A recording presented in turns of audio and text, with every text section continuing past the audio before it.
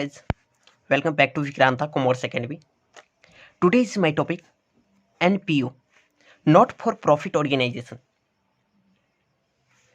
गैर व्यापारिक संस्था ये एक ऐसा संस्था होता जिसका उद्देश्य लाभ कमाना नहीं होता।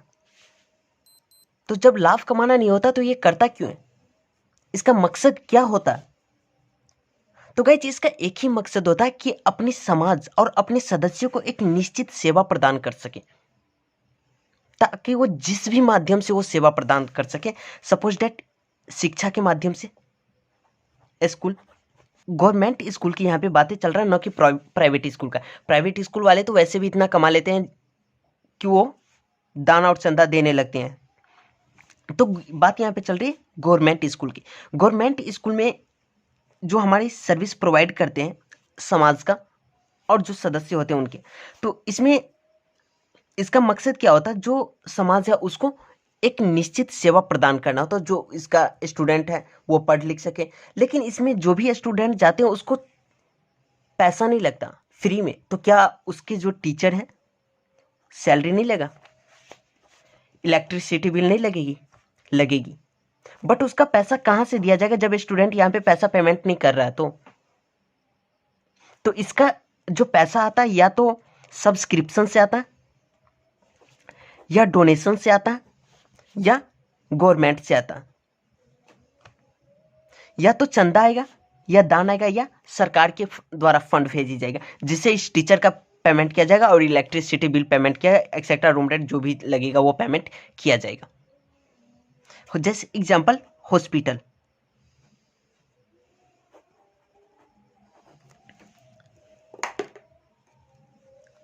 हॉस्पिटल में हम जाते हैं, 2 रुपये का टिकट लिए, और दवा भी लेना है, चेकअप भी करवाना है। अगर कोई ऐसा इमरजेंसी हुआ तो मुझे 2 दिन रेस्ट भी करना पड़ेगा, तो हम उस हॉस्पिटल में रह सकते हैं।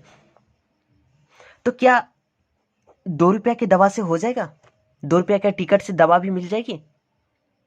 क्या उसका एक्स्ट्रा खर्चा नहीं आएगा? आएगा। डॉक्टर की सैलरी तो लगेगा, डॉक्टर का जो सैलरी तो देना पड़ेगा, इलेक्ट्रिसिटी बिल तो वहां पे भी पे करना होगा, एक्सेट्रा जो भी खर्चे हों वो तो पेमेंट करना पड़ेगा। तो ये सारा पैसा कहाँ से मिलेगा? या तो चंदा के रूप में आएगा, सब्सक्रिप्शन आएगा, या डोनेशन आएगा, या गवर्नमेंट के द्वारा उसे फंड भेजी जाएगी जिससे उसका डॉक्टर का सैलरी पेमेंट किया जाए, इलेक्ट्रिसिटी बिल पेमेंट किया जाएगा, एक्सेट्रा जो भी पेमेंट देना होगा वो दिया जाएगा। ओके, तो इतना तक की बात आपको समझ में आ गया कि नॉन ऑर्गेनाइजेशन फंड हमें कैसे सेवा प्रदान करता है और उसका पैसा कहाँ से आता है। ठीक है, तो अब मैं बात करता हूँ। देखिए, नॉट फॉर प्रॉफिट ऑर्गेनाइजेशन, इसका उद्देश्य क्या होता है?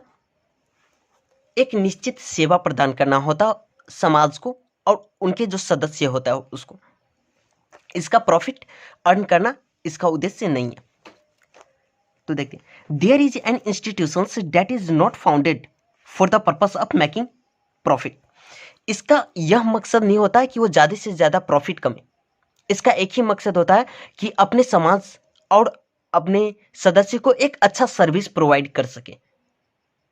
ठीक है, but it is done to provide some definite service to its member and society. अपने सदस्य और अपने समाज को,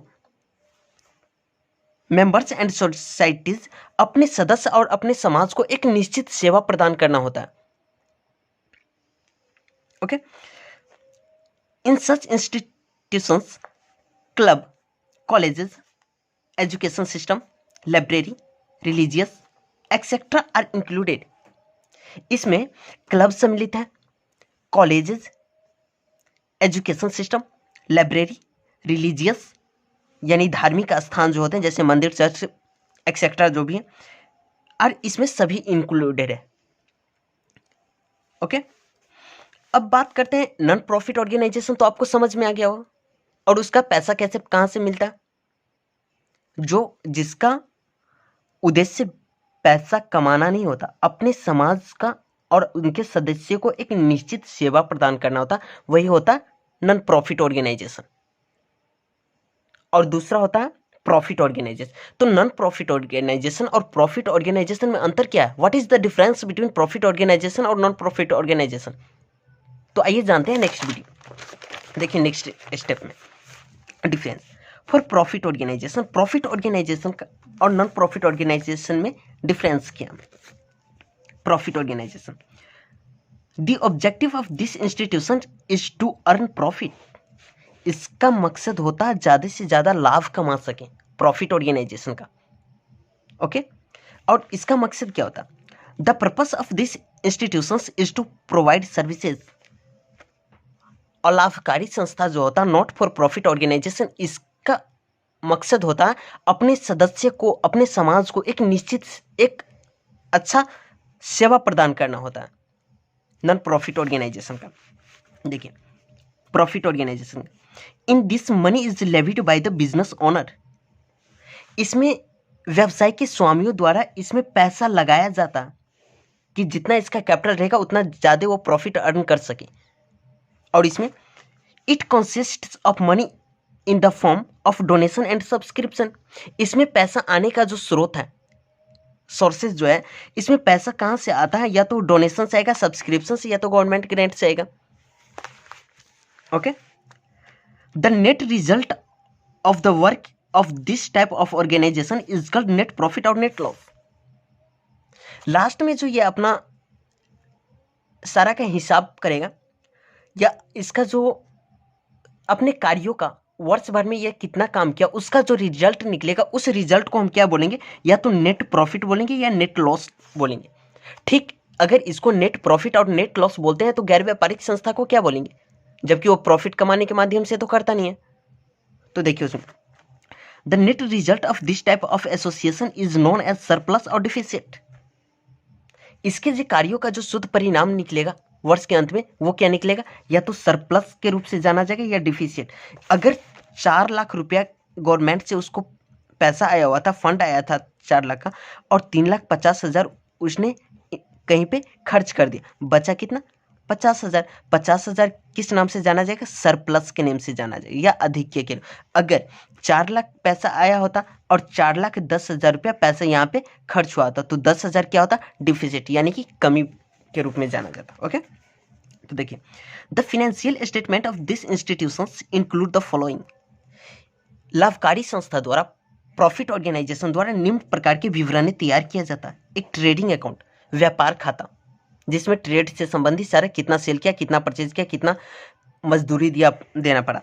और प्रॉफिट ऑर्गेनाइजेशन में भी सेम, प्रॉफिट ऑर्गेनाइजेशन में अगर कितना उसमें ट्रेड से निकाल करके और सैलरी कितना बना, कितना इसमें सैलरी देना पड़ा था स्टाफ को, कितना डिप्रिसिएशन आया, सारा चीज़ इसमें प्रॉफिट एंड लॉस में जोड़ा जाता है और बैलेंस शीट तैयार किया जाता। अब देखते हैं नॉट फॉर प्रॉफिट ऑर्गेनाइजेशन में, the financial statement of this institution include the following, receipts and payment account, include receipts and payment account में क्या होता है कि ये कैश मेथड पर तैयार किया जाता है, कितना कैश का ट्रांजैक्शन रिसिप्ट हुआ और कितना पेमेंट किया गया, सिर्फ कैश का ट्रांजैक्शन हम इसमें लिखते हैं। और दूसरा होता है इनकम और एक्सपेंडिचर अकाउंट, इनकम और एक्सपेंडिचर अकाउंट को आयव्यय खाता के नाम से जाना जाता।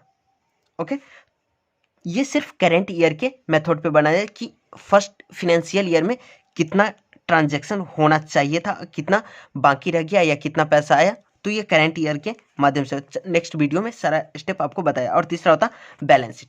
तो गाइज आप अगर इस चैनल पे अभी तक नए हैं तो first of all channel subscribe कर लीजिए ताकि सारा नोटिफिकेशन आप तक पहुंच पाए और बेल आइकन को हिट कर लीजिए। ओके, और डिस्क्रिप्शन में इंस्टाग्राम का लिंक दिया गया है, वहां से आप फॉलो कर सकते हैं ताकि आपको सारा नोटिफिकेशन आपको पहुंच जाए, ताकि मेरा नोटिफिकेशन, मेरा वीडियो जो अपलोड होता है इंस्टाग्राम पे भी होता है। ओके, तो आपको वहां से भी नोटिफिकेशन मिल जाए। तो फर्स्ट ऑफ ऑल गाइज आप चैनल सब्सक्राइब कर लीजिए और इंस्टाग्राम पर जाकर के फॉलो कर लीजिए ताकि सारा नोटिफिकेशन आपको समझ हो। तो गाइज आपको यहाँ तक तो समझ में आ गया होगा कि प्रॉफिट ऑर्गेनाइजेशन और non profit organisation, profit organisation क्या होता है और नॉन प्रॉफिट ऑर्गेनाइजेशन क्या होता है। तो नेक्स्ट वीडियो में आई होप आपको समझ में तो अभी तक आ गया होगा। ओके, अगर नहीं समझ में आया तो अभी आप कमेंट कीजिए और मुझे बताइए कि कहाँ पे आपको समझ नहीं आया।